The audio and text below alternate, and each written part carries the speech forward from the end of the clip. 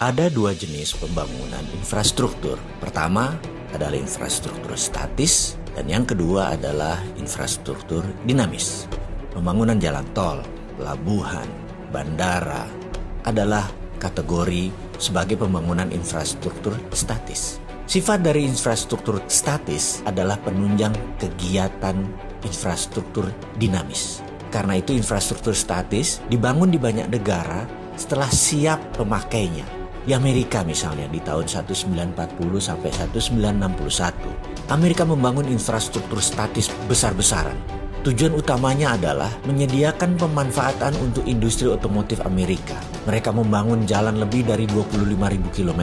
9 dari timur ke barat, 11 dari utara ke selatan, dan terus dibangun akar-akar jalan tersebut. Apa yang terjadi adalah industri otomotif mereka tumbuh di atas 15% per tahunnya. Sisi lain negara Cina membangun infrastruktur statis di awal tahun 90-an hingga tahun 2010. Hanya sisi timur negara tersebut yang dibangun, kemudian baru ke arah tengah. Karena sisi timur Cina adalah daerah produksi dan daerah pelabuhan untuk pendistribusiannya ke internasional. Membangunnya terbesar pun adalah jalanan dan rel kereta api. Tujuannya tak lain adalah mempermudah distribusi produk, mempermudah penunjang infrastruktur dinamis. Jadi infrastruktur dinamis adalah sektor industri.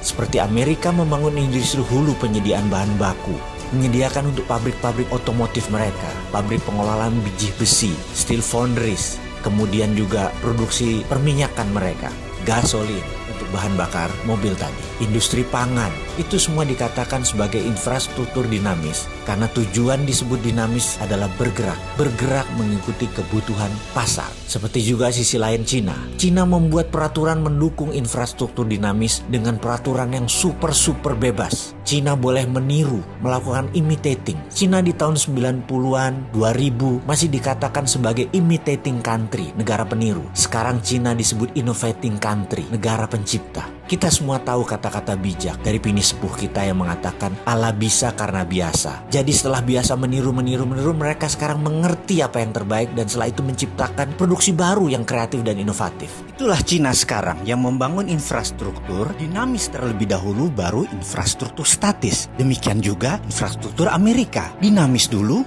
baru yang statis. Kalau di Indonesia